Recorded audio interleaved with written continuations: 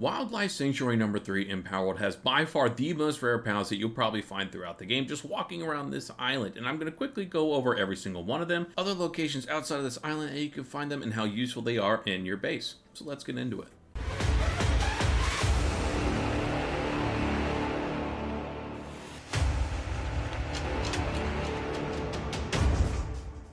Now, to actually find and get to this island is going to take a lot of traveling, and I'm telling you this because it's all the way at the top right part of the map, near one of the legendary pals that you can find, Palladius. It is also only able to be seen as soon as you get to the main desert area, as I call it, which is all the way, again, at the top right part of the map. You're going to need level 2 heat resistance as well, because the whole area, as you can imagine, is really, really hot. But unlike Sanctuary #2, at night, this area gets very cold, just kind of like a desert, ironically. So you're going to also need level 2 cold resistant armor. In addition to the armor, make sure you are well prepared because the range of levels on these guys ranges from level 40 all the way up to level 50, and they're not messing around. These pals are very, very strong. A quick flying pal is pretty much a must in this situation because you will be attacked and probably have to run away at least once. With that out of the way and you're now very prepared for this island, I'm going to introduce you to the 3 most common pals you'll end up finding running around this island. First is going to be Bushi, the Fire Samurai. Next is going to be Incineram Noct, which we've seen on Sanctuary #2 as well. These guys are probably just a little bit higher level, so be prepared for that. And finally, an interesting one, Fenglo, which is one that you can find early on in the game, but the only place, of course, you're going to find it constantly walking around is going to be Sanctuary Island #3. Bushi and Fenglo could be found earlier on in boss arenas and in the wild earlier on in the game, like I mentioned a minute ago. But after those 3, the more rare pals start showing up. As you can see in this clip here, you run into a Shadowbeak, which I personally haven't found anywhere else than here, and I have not seen the boss arena yet for it personally, so this is where I first interacted with a Shadowbeak. And weirdly enough, it turned out to be the second most common pal you'll find on this list, along with, personally, one of my favorites, Blazemut. Now, you can find Blazemut in the volcano area at a very, very high level. I believe it's a level 49 alpha, but nonetheless, you can see this guy fairly often, just the same amount as a Shadowbeak. It's throughout all the different time cycles. It's really hard to fight, though. One of its moves has a giant fireball it throws at you. It's super devastating. Now, obviously, these 2 are pretty rare, but it's not even close to the rarest pals you can find on this island. And when you see the next 4 I'm about to show you, I think you'll understand why. Because Orzurk is one of those pals. Now, this guy is absolutely stupid powerful as well. If you haven't fought the boss on top of the volcano area, this is the pal that he uses, and this guy has so many strong lightning attacks, it hurts so much, in such a wide range of attacks. It has close lightning attacks, far lightning attacks, it has a giant lightning spear it throws at you. It's crazy. Lylene is also another super rare pal that you can find on this island, and I have not found very many of them when I was recording for this video. I think I honestly found 2 of them within 2 hours of circling around this island catching pals. I'm not kidding. It does have a fantastic ability when you do have it on your team that completely heals you, at least for I think 1,000 hit points, which is a pretty fair amount of hit points in this game. Next on the list is Phalaris, and now this is also a boss pal that you have to fight in the main desert area's tower, which is really cool that you find so many boss pals on this particular island. If you haven't fought in that boss yet, a little bit of a spoiler, this thing is absolutely devastating, just like some of the other more super rare pals you can find on this island. Definitely, if you can catch this, do so. It's going to take a while to get the riding attachment for this, but it's definitely worth it in the long run. Now, finally, the most rare pal that you can find on this island, and probably all the different wildlife sanctuary islands, is going to be Astegon. This guy is absolutely devastating to fight against, and you'll see why by part of these clips. Now, there is a alpha version of this guy that you can find inside of the volcano area, really close to Sanctuary #2, but I highly recommend going here first and getting an idea of what kind of attacks this guy's going to be dishing out, because it is super powerful. I'm not kidding. I mean, just look at some of these attacks. I only came across it 2 separate times. The first time, it absolutely wiped me off the face of the earth, and in a minute when you see the actual description of this guy in the pal decks, you'll understand why it's just that much of a menace to fight against. I mean, even just looking at the design of this pal, it's no surprise that he's hard to fight. But now that we're familiar with all the different pals that we can find on this island, let's go through them and talk about how handy they are at your base. Of course, we've covered Incineram Noct before, so I won't spend much time on him, just that he's a great overall pal to have at your base. The Fire Samurai Bushi is definitely probably the most interesting one to be on this island, and I was not expecting it to be on this island when I first got here. It's very helpful all around. It doesn't really get to pick exactly what it wants to do in your base, so it's kind of an all around. It's not a bad one to have. It's not my first pick though. However, if you breed a Bushi and a Pen King together, it can create an Anubis. Just food for thought. Moving on to the final most common pal you're going to find on here is going to be Fenglo. Overall, not great at the base, but can be super helpful in certain times, especially in the beginning of the game if you want to focus on getting a ton of wood. It's okay. It's not my first choice, like I was saying with Bushi as well.